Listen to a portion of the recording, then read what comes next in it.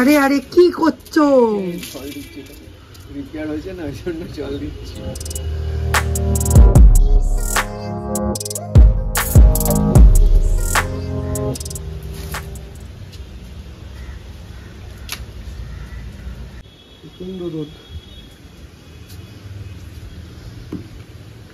Welcome back to Jinia blogs. জিনিয়া ব্লগসের নতুন একটা হাউস রেনোভেশন ব্লগে তোমাদের সকলকে অনেক অনেক ওয়েলকাম।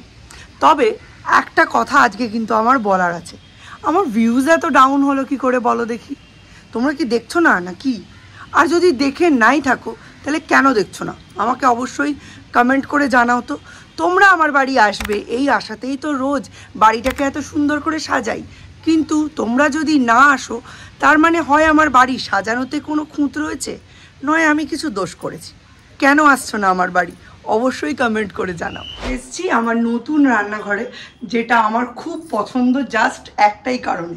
এখানে অনেক ইনকনভিনিয়েন্ট ব্যাপার স্যাপার আছে, কিন্তু তা সত্ত্বেও পছন্দ কেন জানো? এত আলো বলে। আমি আলোওয়ালা জায়গা খুব পছন্দ করি। আর আমার বাড়িতে যেহেতু 24 ঘন্টাই মানে এখন ক্যামেরা চলে, তাই আলোটা খুব ইম্পর্টেন্ট। আমার নিচের রান্নাঘরে তো সেরকম আলো ছিল না, আর এখানটা দেখো পুরো আলোয় আলোয় ভর্তি, তাও ম্যাক্সিমাম জানলা বন্ধ। এই একটা খোলা এদিকে, আর এই দিকে এই দুটো খোলা, আর এই যে দিকটা এই দিকটায় দেখো এই দিকটায় 3টে খোলা। ব্যাস এইটুকুই খোলা রয়েছে। আর এই আমার সাথে কথা বলতে বলতে এই দেখো সূর্য উঠে চলে এসছে, ওর ঘুম ভেঙে গেছে।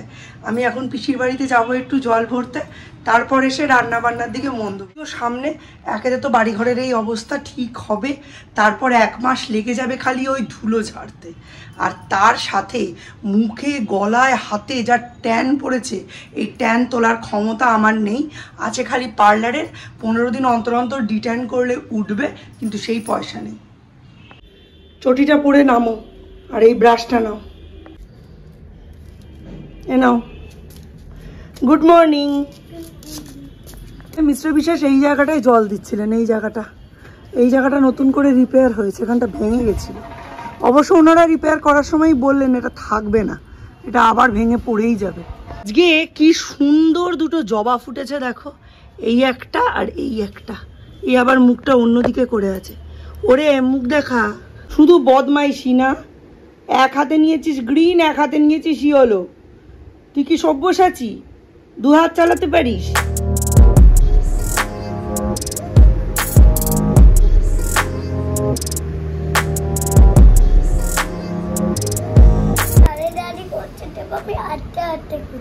ওই জন্যই এত সুন্দর হচ্ছে আঁকাটা। চলো মিস্ত্রি কাকুদের চাটা দিয়ে একটু জল ভরে আনি পিসির বাড়ি থেকে।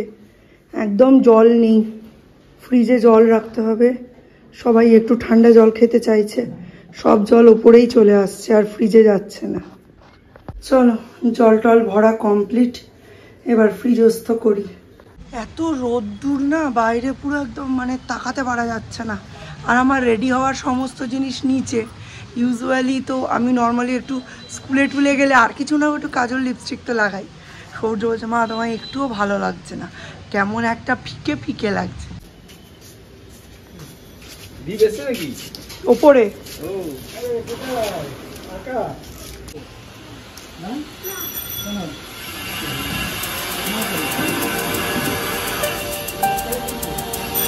যাচ্ছি ঝর্ণা বৌদির বাড়ি। ঝর্ণা বৌদির কাছ থেকে আমি একটা শাড়ি নিচ্ছি পুজোয় পরার জন্য, সেটা নিতে যাচ্ছি। অনেক দিন অর্ডার দেওয়া রয়েছে, নিতে যাওয়া হয়নি। চলো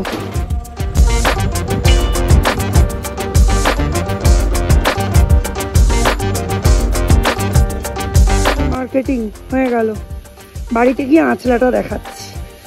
ওখানে বৌদি একটু কেক দিল, কেক খেলাম, এবার বাড়ি যাচ্ছি। কালো করে এসছে।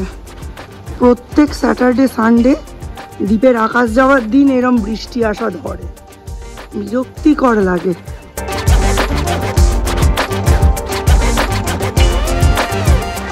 কখন থেকে গুরুম গুরুম ডাকলো, আকাশ পুরো কালো হয়ে আছে, সব বৃষ্টি জমিয়ে রাখলো ওই দুর্গা পুজোর ষষ্ঠী সপ্তমী অষ্টমী নবমীর জন্য।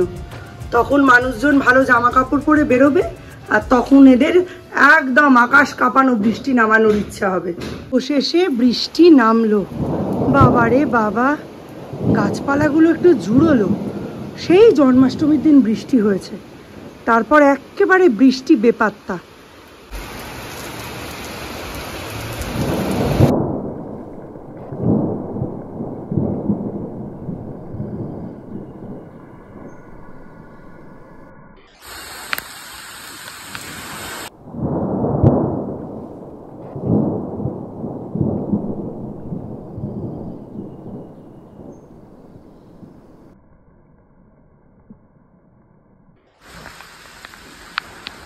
প্রচণ্ড বৃষ্টি, জানলা টানলা সব বন্ধ করে দিয়েছি, তাও কত আলো দেখো।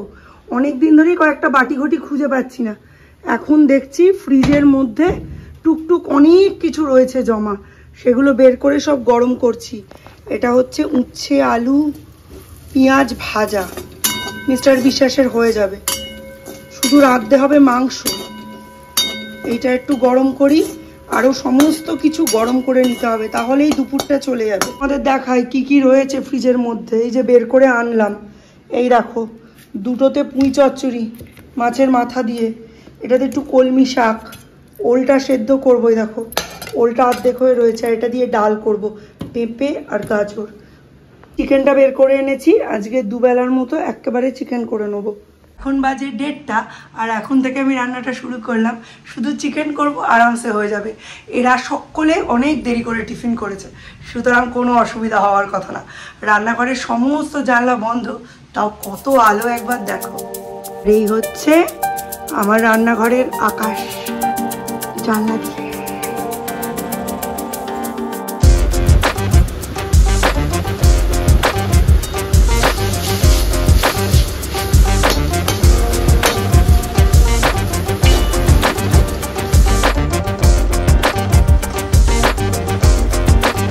তোমাদের অন্য সময় দেখাতে পারি না রান্নাঘরে, যে রান্নাটা বাস্তবিকই আমিই করি, কারণ ওখানে আলো কম। কিন্তু এখানে সেই সুবিধাটা রয়েছে, কিন্তু ডিস্টেন্সটা একটু কম হওয়ায় মুন্ডিটা কেটে যাচ্ছে। এই যা, এখানে টিনের চালের ওপর বৃষ্টি পড়ছে, কি সুন্দর আওয়াজ হচ্ছে। একটু আলো, একটু বৃষ্টি, একটু তোমাদের সঙ্গে কথা বলা, একটু রান্না, সব মিলিয়ে ভালোই আছে।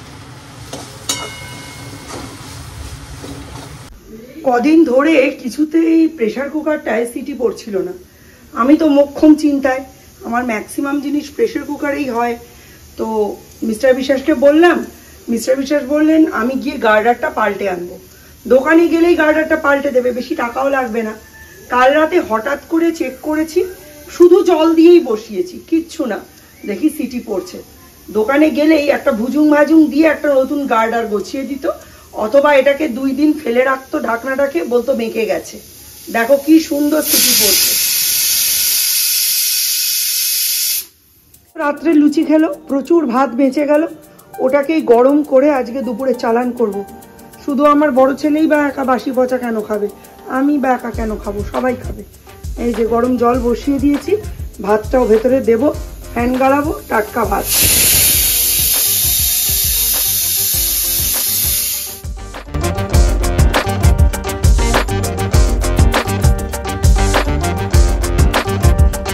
এখান থেকে শান্তুর সঙ্গে গল্প করছি। তো আমায় বলছে যে বৌদি তুমি কতক্ষণ কাজ করো, রাত্রির 11টা, 11:30, 12টা অবধি এখানে লাইট জ্বলে।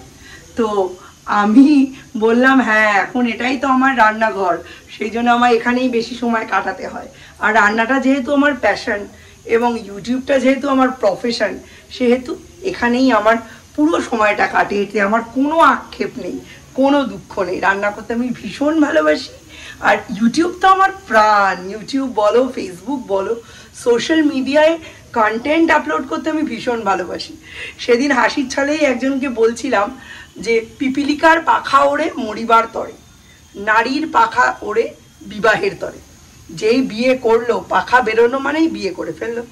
আর বিয়ে করার পরে যদি আরও পাখা বেরোয়, একটা বাচ্চা নিয়ে নিল, তার অর্ধেক চুল সাদা হয়ে গেল, গলা চেঁচাতে চেঁচাতে আমার মতো হয়ে গেল, পড়াশুনো, পরীক্ষা, এক্সারসাইজ, ড্রয়িং নাচ গান এইতেই তার সময় বেরিয়ে গেল।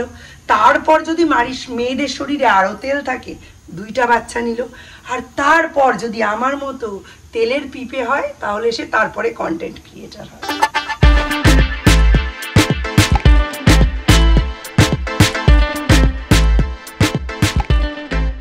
নিচের পার্মানেন্ট রান্নাঘরের থেকেও বেশি সুবিধা এইখানে। এই যে মিক্সিতে মশলা করে একদম ডিরেক্ট এর মধ্যে ঢেলে দিলাম, এবার কষিয়ে প্রেসারে দেবো। আজকে একটু তাড়াতাড়ি করতে হবে।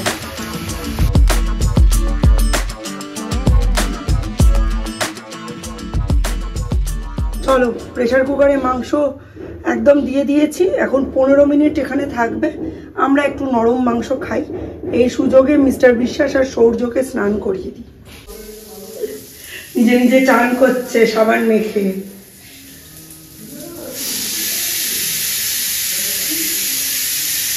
মুখটা তো বন্ধ করে উঁচু করে থাকে, এইখানে লেগে আছে। হ্যাঁ না, হ্যাঁ না, মুখটা উঁচু করে জলের দিকে ধর। এত জোর কদমে কাজ হচ্ছে, দোতলাটাও পুরো ধুলো ধুলো হয়ে গেছে। খাবার দাবার সমস্ত এখানে ঢাকা দিয়েই রাখতে হয়েছে। আজকে মনে হয় আমাদের ঘরেই খেতে হবে। এই হচ্ছে পুঁইশাকের চচ্চড়ি, এটা হচ্ছে 1 পিয়ে ডাল, এখানে হচ্ছে ওল ভাতে আর কলমি শাক ভাজা, উচ্ছে আলু ভাজা, ও এটার মধ্যে ডাল, আর এটার মধ্যে তো মাংস। এখনো প্রেশার রিলিজ হয়নি। পুরো মনে হচ্ছে দার্জিলিংয়ে বসে আছি, কুয়াশা। দিন রাত্রিবেলা সূর্যের গলায় কাঁটা বিঁধে গেছিল জানো, ওই জন্য পুঁই শাকটা দিলাম না। কলমি শাক আর ওল দিয়ে খাক, তারপরে আবার চিকেন দেবো। না, চিকেন তোমাকে দেওয়া হবে না। চিকেন খেয়ে কি করবি তুই? কলমি শাক আর ওল ভাতে খা। কলমি শাক খেলে অনেক চুল হয়, আর ওল ভাতে খেলে গায়ের জোর হয়। চিকেন আবার কি জিনিস?